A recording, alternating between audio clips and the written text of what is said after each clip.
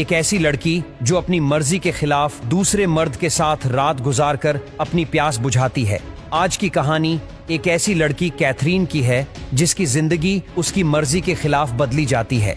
एक गरीब परिवार की लड़की होने के कारण उसके पिता उसे एक अमीर लेकिन उम्र में बहुत बड़े आदमी अलेक्जेंडर से शादी करवा देते हैं। शादी के दिन कैथरीन की आंखों में खुशी नहीं, डर और बेचैनी थी। अलेक्जेंडर बहुत अमीर था लेकिन बेहद सख्त और ठंडा मिजाज इंसान था। शादी के बाद वह उसे एक आलीशान हवेली में ले आता है। रात को वह कैथरीन को साफ साफ नियम समझाता है, तुम इस घर से बाहर नहीं जा सकती और 7 दिन तक तुम्हारे साथ मेड ऐना रहेगी। फिर वह कैथरीन से कपड़े उतारने को कहता है लेकिन उसके बाद उसे छूता तक नहीं और चुपचाप सो जाता है। ये हर रात होता है। कैथरीन को यह सब बहुत अजीब लगता है। वह समझ नहीं पाती कि उसके साथ ऐसा क्यों हो रहा है। अगली सुबह मेड ऐना उसे नहलाती है, तैयार करती है और माँ जैसा प्यार देती है। कैथरीन धीरे धीरे ऐना से जुड़ने लगती है लेकिन उसके मन में अब भी एक खालीपन और घुटन है।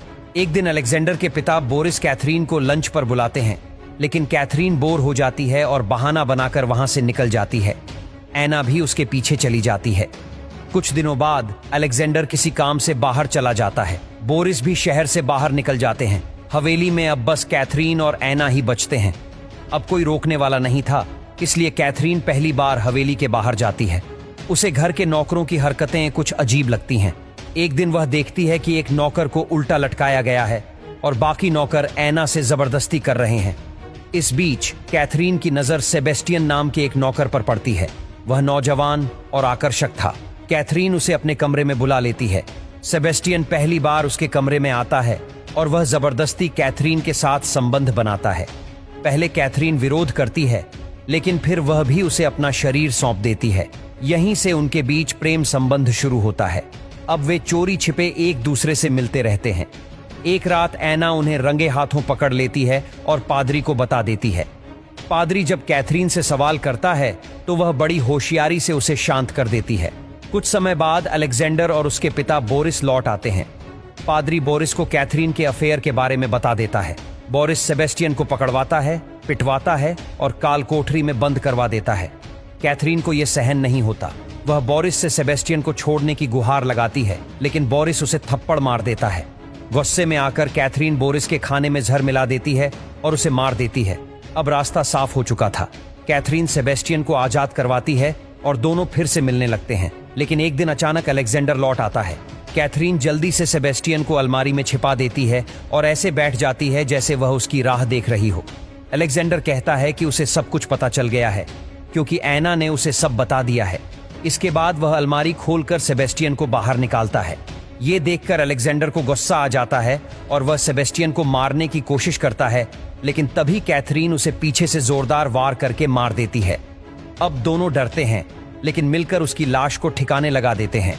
उन्हें लगता है कि अब वे आजाद हैं और साथ में एक नई जिंदगी शुरू कर सकते हैं। मगर यह खुशी ज्यादा दिन नहीं टिकती। कुछ दिन बाद एक महिला हवेली में आती है और कहती है कि उसकी बेटी का अफेयर अलेक्जेंडर से था और उस रिश्ते से एक बच्चा टेडी पैदा हुआ है। अब अलेक्जेंडर की मौत के बाद टेडी उसकी सारी संपत्ति का वारिस है। कैथरीन झूठ बोलती है कि अलेक्जेंडर मरा नहीं है, बस लापता है। इस अनिश्चितता के चलते वह महिला और टेडी हवेली में रहने लगते हैं। सेबेस्टियन को यह सब अच्छा नहीं लगता। वह कहता है कि हमें पुलिस को सब बता देना चाहिए लेकिन कैथरीन उसे रोक देती है। एक दिन टेडी और कैथरीन के बीच बहस हो जाती है और गुस्से में कैथरीन उसे बाहर निकाल देती है। टेडी भी नाराज होकर घर से भाग जाता है।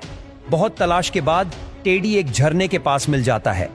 कैथरीन और सेबेस्टियन अब तय करते हैं कि टेडी को भी रास्ते से हटा देना चाहिए। अगली रात वे टेडी को मार देते हैं और उसकी लाश को छिपा देते हैं। लेकिन सेबेस्टियन को इस बार बहुत पछतावा होता है। वह खुद पुलिस के पास जाकर सब सच बता देता है कि कैथरीन ने बोरिस, अलेक्जेंडर और अब टेडी की हत्या की है और वह खुद उसका साथी रहा। जब पुलिस कैथरीन से पूछताछ करती है तो वह पूरी जिम्मेदारी सेबेस्टियन और ऐना पर डाल देती है। वह कहती है कि उन्होंने प्रॉपर्टी के लालच में यह सब किया है। इस कहानी में कैथरीन एक मजबूर लड़की से एक खतरनाक महिला बन जाती है। उसकी शादी, उसका बंदी जैसा जीवन और बाद में उसके प्रेम प्रसंग उसे एक अंधे रास्ते पर ले जाते हैं जहां से वह वापस नहीं लौटती। ये कहानी बताती है कि जब जिंदगी की डोर लालच, दबाव और बंधन में उलझ जाए तो इंसान कैसे अपनी इंसानियत खो बैठता है।